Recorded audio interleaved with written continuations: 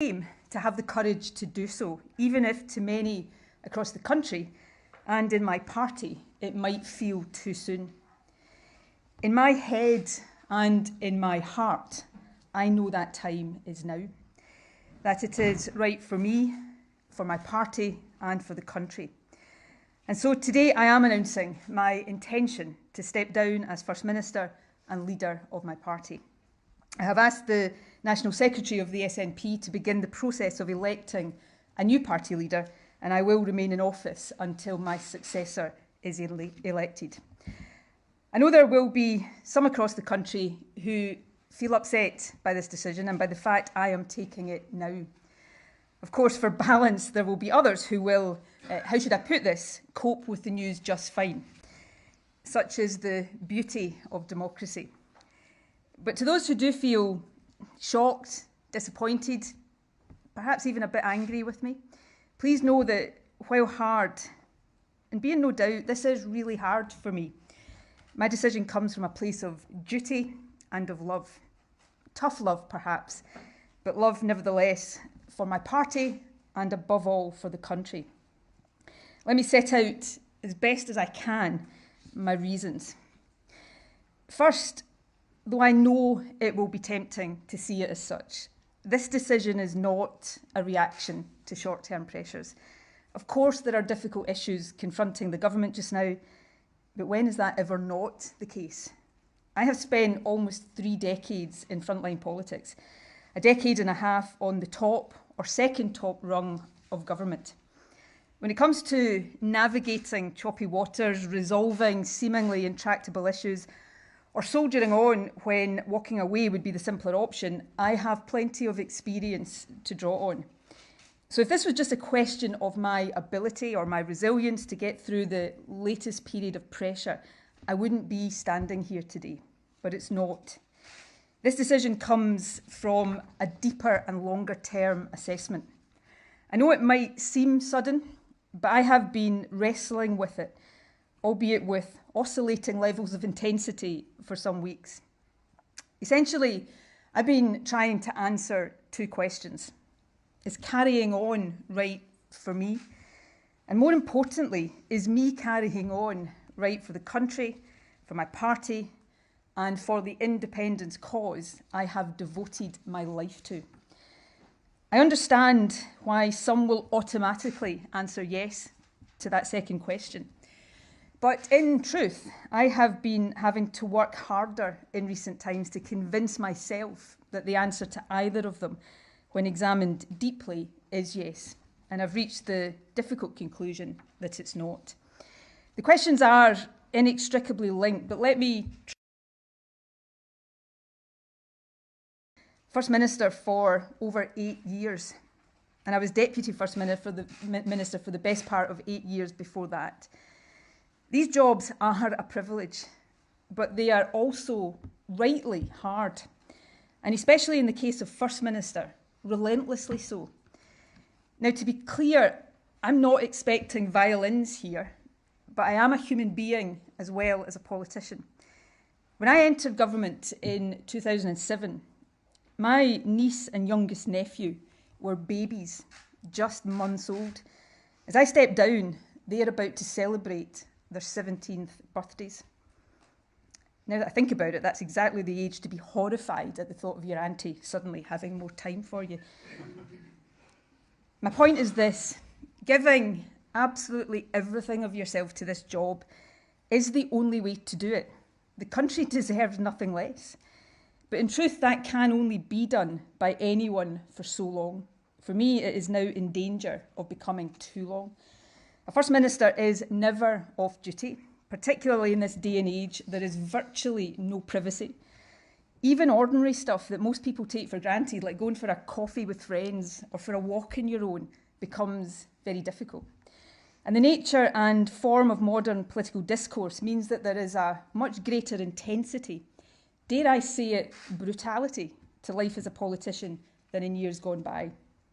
All in all, and actually for a long time without it being apparent, it takes its toll on you and on those around you.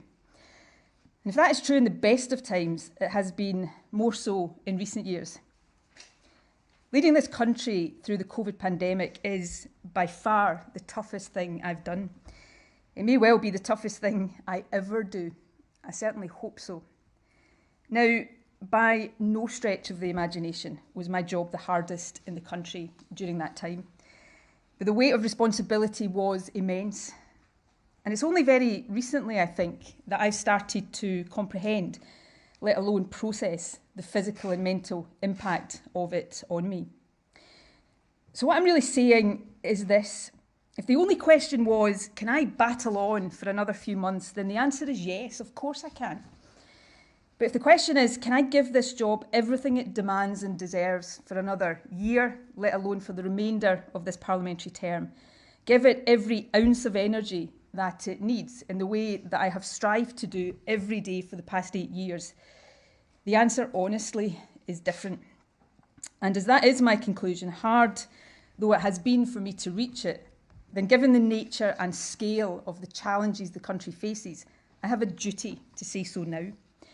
I feel that duty first and foremost to our country to ensure that it has the energy of leadership that it needs, not just today, but through the years that remain of this parliamentary term. And right now, in a very particular sense, I feel that duty to my party too. We are at a critical moment. The blocking of a referendum as the accepted constitutional route to independence is a democratic outrage. But it puts the onus on us to decide how Scottish democracy will be protected and to ensure that the will of the Scottish people prevails. My preference of using the next Westminster election as a de facto referendum is well known. I've never pretended it is perfect, no second best option ever is, nor that there are no alternatives. That is why I've always been clear that the decision must be taken by the SNP collectively, not by me alone. But I know my party well enough to understand that my view as leader would carry enormous, probably decisive weight when our conference meets next month. And I cannot, in good conscience, ask the party to choose an option based on my judgment, whilst not being convinced that I would be there as a leader to see it through. By making my decision clear now, I free the SNP to choose the path it believes to be the right one, without worrying about the perceived implications for my leadership, and in the knowledge that a new leader will steer us, I believe, successfully on that path. Now, there are two further reflections that have weighed in my decision. These, I suppose, are more about our political culture and the nature and impact of the dominance and longevity that come from success in politics. And the first I hope my party will take heart from. One of the difficulties in coming to terms with this decision is that I am confident that I can and would lead the SNP to further electoral success. We remain by far the most trusted party in Scotland. And while for every person in Scotland who loves me, there is another who, let's say, might not be quite so enthusiastic, we are firmly on course to win the next election, while our opponents remain adrift. But the longer any leader is in office, the more opinions about them become fixed and very hard to change. And that matters. Individual polls come and go, but I am firmly of the view that there is now majority support for independence in Scotland. But that support needs to be solidified, and it needs to grow further if our independent Scotland is to have the best possible foundation. To achieve that, we must reach across the divide in Scottish politics. And my judgment now is that a new leader will be better able to do this. Someone about whom the mind of almost everyone in the country is not already made up, for better or worse. Someone who is not subject to quite the same polarised opinions, fair or unfair, as I now am. The good news, as the country will now get to see more clearly perhaps, is that the SNP is full of talented individuals more than up to that task. My second reflection is related. I feel more and more each day now that the fixed opinions people increasingly have about me, as I say, some fair, others little more than caricature, are being used as barriers to reasoned debate in our country. Statements and decisions that should not be controversial at all quickly become so. Issues that are controversial end up almost irrationally so. Too often I see issues presented and as a result viewed not on their own merits, but through the prism of what I think and what people think about me. I've always been of the belief that no one individual should be dominant in any system for too long. But while it's easy to hold that view in the abstract, it is much harder to live by it. With this decision, I am trying to do so. Indeed, if all parties were to take this opportunity to depolarise public debate just a bit, to focus more on issues than on personalities, and to reset the tone and the tenor of our discourse, then this decision, right for me and I believe for my party and the country, might also prove to be good for our politics. I certainly live in hope. Now, a couple of final points before I take a few questions. While I am stepping down from leadership, I am not leaving politics. There are many issues I care deeply about and hope to champion in future. One of these is the Promise, the national mission so close to my heart to improve the life chances of care experienced young people and ensure they grow up nurtured and loved. My commitment to these young people will be lifelong. And obviously, there is independence. Winning independence is the cause I have dedicated a lifetime to. It is a cause I believe in with every fibre of my being. And it is a cause I am convinced is being won. I intend to be there as it is won every step of the way. Yesterday morning, I attended the funeral of a very, very dear friend and long-standing independence activist, a wonderful man by the name of Alan Angus. It was actually during that funeral service that I went from being 99% certain about this decision to 100% certain, though I know Alan would not be at all happy to have played any part in my departure, so I'm sorry, Alan. But his funeral reminded me that the cause of independence is so much bigger than any one individual, that all of us who believe in it contribute in different ways at different stages of our lives. Since I was 16, I have contributed as an activist, a campaigner, and a leader. And so now as we look to what I firmly believe is the final stage in Scotland's journey to independence, albeit a hard one, I hope to use all the experience and perspective I've gathered over these years to help get us there. Lastly, there will be time in the days to come for me and others to reflect on what has been achieved during my time as First Minister. I'm pretty certain there will be plenty of commentary on my mistakes as well. I will have more to say before I demit office, but allow me some brief reflections now.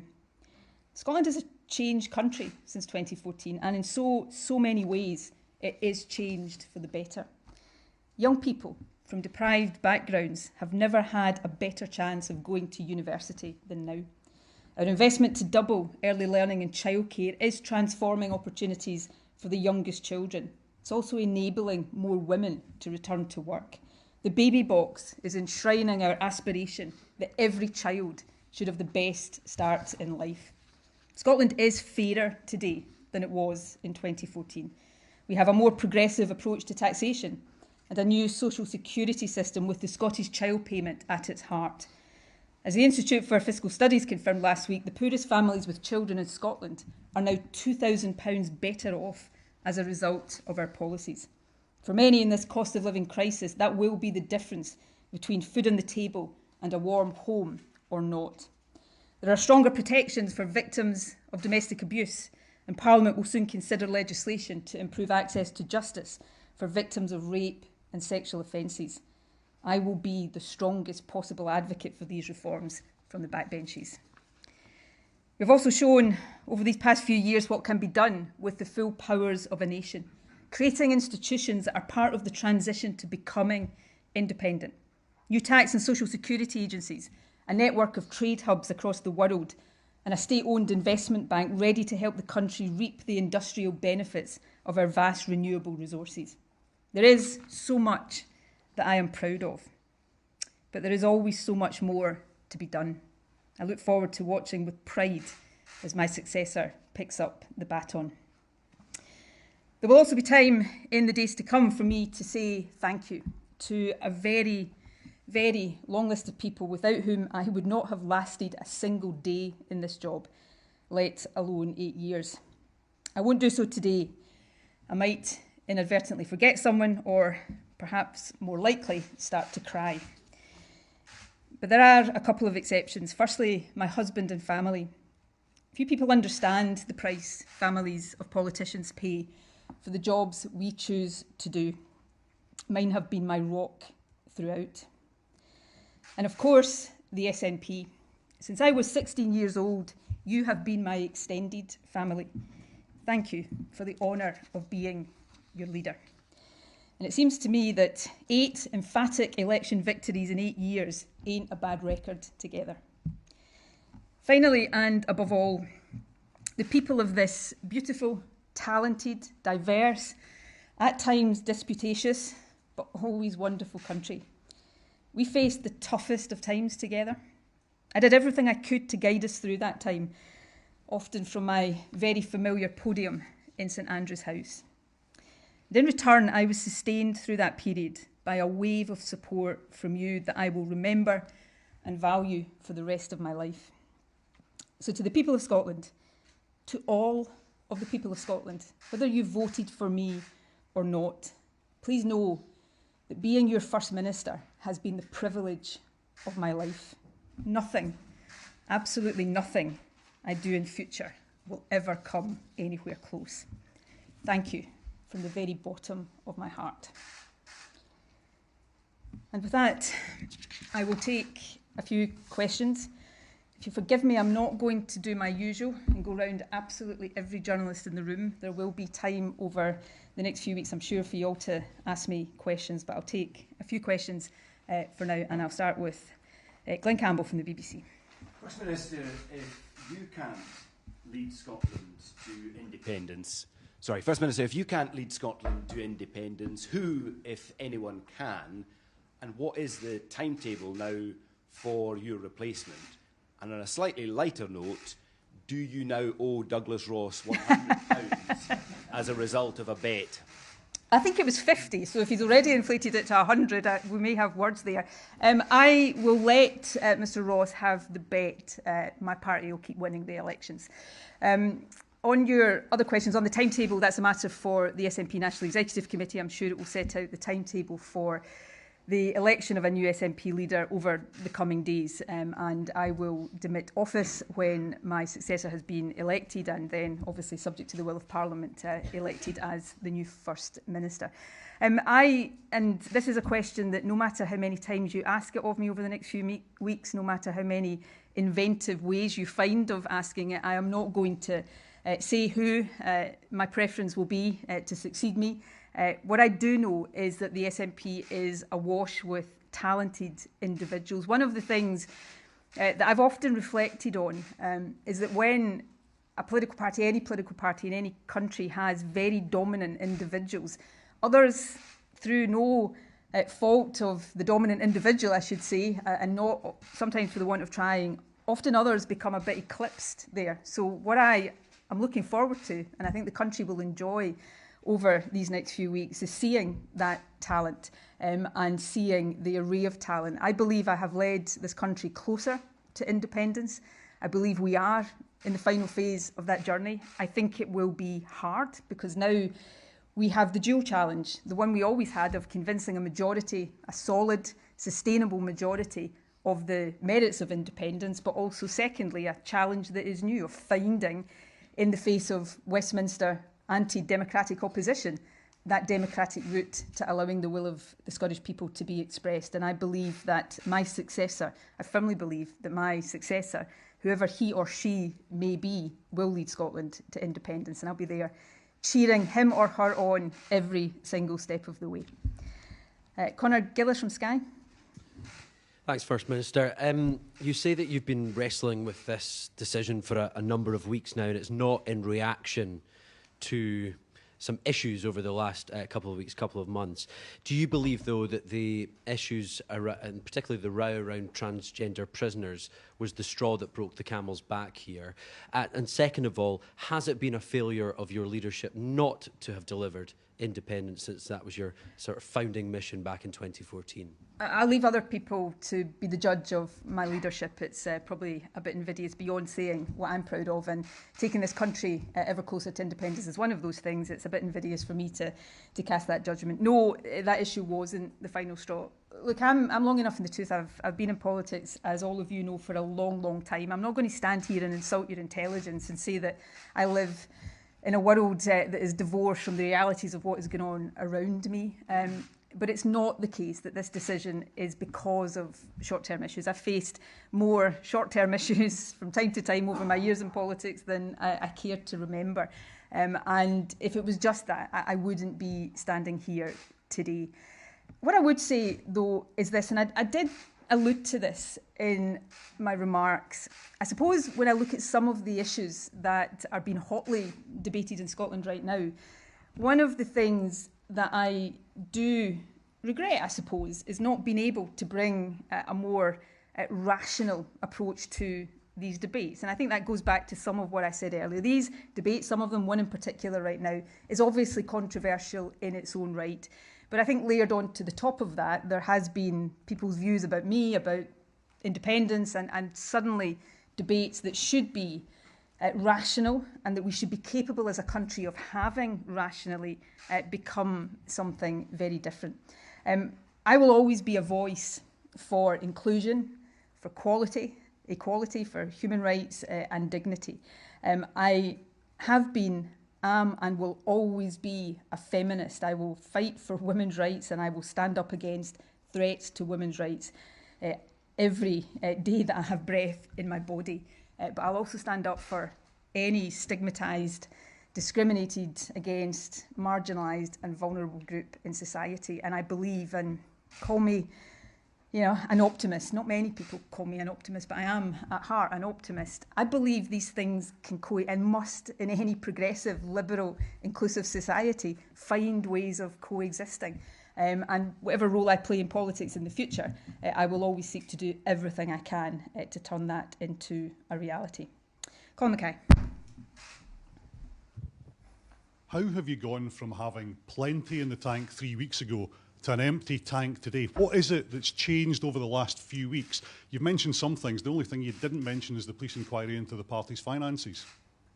Look, these things are not the reason I'm standing here today. These are not factors, nor will my decision today affect these things, and all of these things will take their course. I said something in my remarks that I appreciate will divide opinion in Scotland. I'm a human being, and every human being every day wrestles with a whole load of conflicting emotions. And over the last number of weeks, probably since around the turn of the year, I've been struggling with just that. I get up in the morning and I tell myself, and usually I convince myself that I've got what it takes to keep going and keep going and keep going. But then I realise that's maybe not as true. And you go through a process of just deciding where it is in that decision you're going to fall. And that's the decision I've come to today. I could go on for another few months. I don't know, 6 months, a year maybe. But I know that as time passed, I would have less and less energy to give to the job. And I can't do the job on anything other than a 100% basis. The country deserves nothing less than that. So that's the judgment I've come to.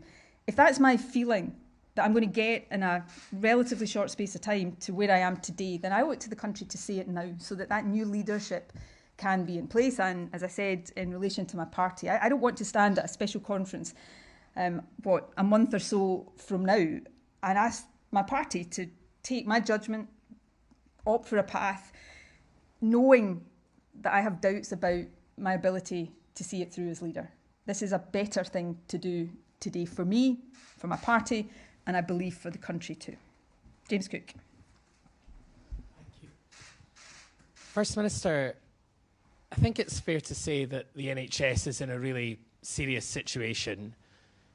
the attainment gap between rich and poor pupils, which you'd said was one of your core missions as First Minister, remains pretty wide.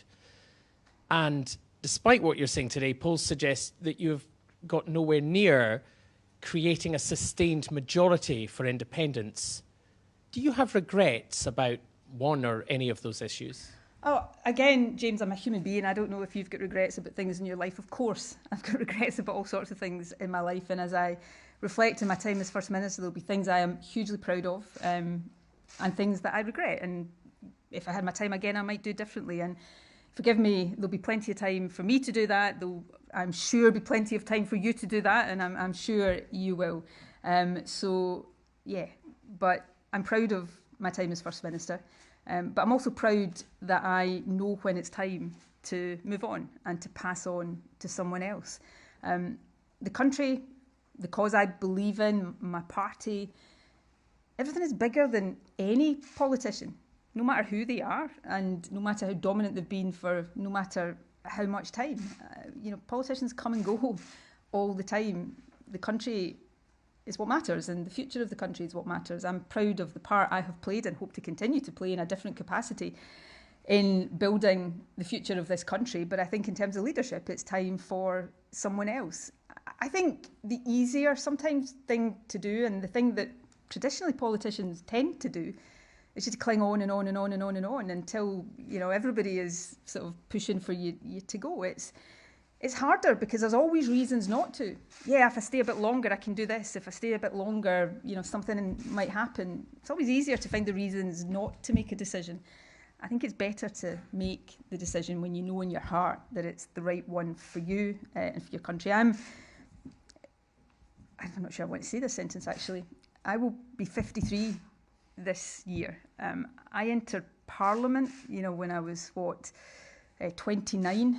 I've been in government since I was 37. I have literally done this in one capacity or another for all of my life. I've been Nicola Sturgeon, the politician, for all of my life. It's been a privilege. I have done things, met people, gone places, had experiences I would never have done. I have a depth of gratitude to the party that I lead, to the country that I serve, that I can never find the words to express. But having reached this stage in my life, maybe I want to spend a bit of time on Nicola Sturgeon, the person, the human being, and contribute differently. And does that sound in some ways selfish? I hope it doesn't, because I have given and will, in whatever way I can, continue to give everything I can in service to this country. But I need for me, and I think it's right for the country, to do that in a different way in future. And that is what I'm seeking to do. And the more I talk, the more convinced I am that this is the right decision for me. I'll take Louise Scott from ITV. I'm going to end up doing what I said I wouldn't do. I'm not going to do that. Louise. First Minister, we've heard rumblings of divisions within the party in recent weeks, particularly around certain issues. Ultimately, did you lose trust in your leadership from certain key members of your party? I think you'd have to ask individuals to give their views on my leadership. I think any objective analysis would suggest that that's not true. I enjoy the risk of sounding immodest here, which, as you know, I never like to do. But I, even in times that would be described, have been described by most of you as tough, I enjoy approval ratings after 8 years in government that most leaders would give their right arm for. Yes, of course, the longer any leader is in office, the more people will find things to disagree with you on, because nobody agrees with any other person 100%. And that concept of, that whole idea of longevity in politics, the longer you lead, the more, you will find issues that people find it hard to agree with you on. But, I believe I could, if it was just about, can I lead this country forward, certainly the party to electoral success, the answer is yes, but it is much deeper than that, which is what I've been trying to give a sense of today. Who will we have next? Kieran Jenkins.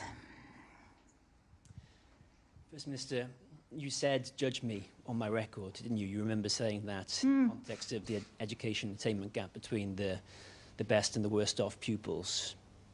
Now is surely the time to do that. Do you think you failed those young people? No, I don't. You made a promise, you didn't deliver it.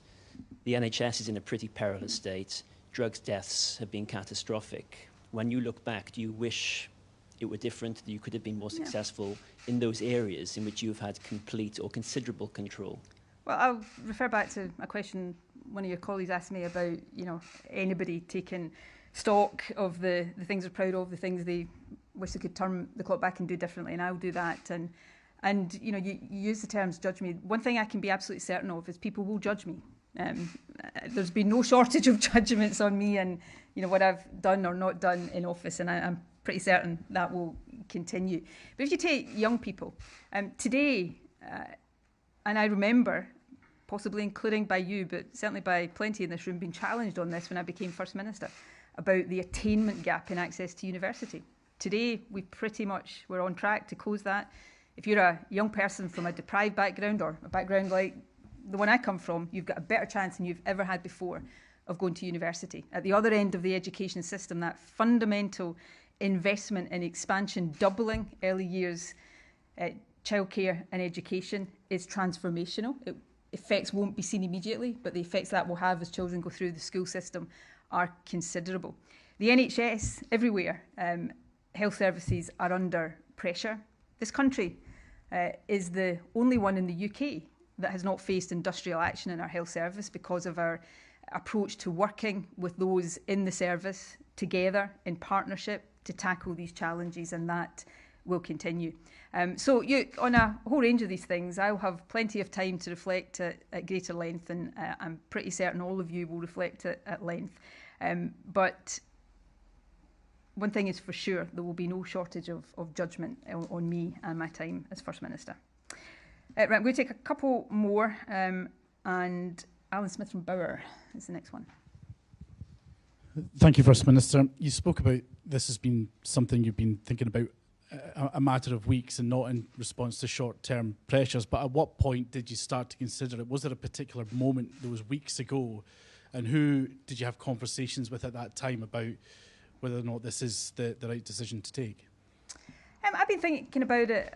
I used the term in my remarks with oscillating intensity, and that's true. There are some days, I wouldn't have thought about it at all because, frankly, too much else. And then other times it's weighed more heavily. I don't know, possibly a couple of weeks ago it just started to crystallise a bit more. But it inevitably, again, here's the human thing, it always takes you a bit of time, I think, between the point where probably deep down inside you've made a decision and being able to actually admit that to yourself before you even start telling other people. So I couldn't pinpoint the exact moment, except that sitting in the funeral service for Alan yesterday, surrounded by SNP members, mourning somebody that 89 years old had campaigned all his life for independence, it did have that clarifying effect that stepping down as leader doesn't mean I stop contributing to the cause of independence. It doesn't mean you stop making a contribution. Everybody has their time, and I think in leadership one of the hardest but one of the most important things to do is know when that time is up. In terms of who I talked about, obviously my close family, the small number of friends. One of the things in leadership you really, really do learn is who your true friends are in life. And so if you're one of the small number who, mainly because I wouldn't have been able to tell you without crying over the last 24 hours, I didn't phone but texted this morning just before the news broke, know you're one of those friends, and thank you for all your support. And Neil Pooran from PA. Thanks, First Minister. First of all, can you just confirm if you'll be staying on as an MSP and what kind of issues you'll be campaigning on as an MSP?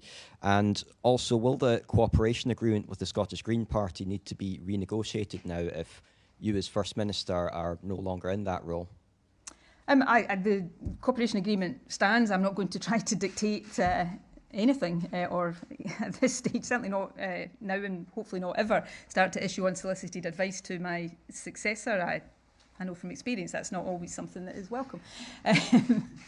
Don't report that bit.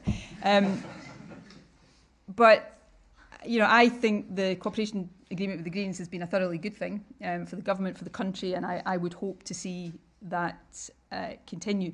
Your first question, which yes, I do intend to remain in Parliament. I hope to stay in Parliament till, or intend to stay in Parliament till certainly the next election, and like all MSPs, take a decision about beyond that, the time of the next election. The other body or people, I suppose, that I want to thank, and was hesitant in doing it today in case I started to cry, are my constituents who have supported me through thick and thin, put their trust in me time and again. My constituency party, what was Glasgow Govan, now Glasgow Southside, that have literally been by my side since 1995, and I look forward to continuing to serve my constituency to the best of my ability. I've given some indication of the kind of issues I'll want to be a voice on. There's some very important reform to the criminal justice system coming forward, I know, around improving access to justice for victims of sexual offences. They'll be controversial. Maybe they could be one of the first tests of a more depolarised political debate, but I will be the strongest, most strenuous advocate for these reforms. Young people, care-experienced young people, I certainly will continue to champion that cause. It's one that got under my skin and into my heart in a way that few other issues did over my time as First Minister.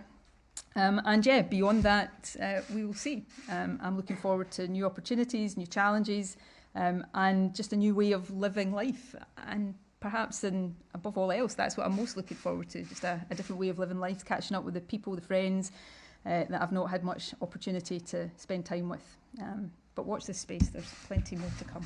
Right, with that, I'm going to depart from now. Have you been, or do you expect to be interviewed by the police who are looking into? I'm not going to discuss an ongoing police investigation. I wouldn't do that on any issue, and I'm not going to do it now. Thank you.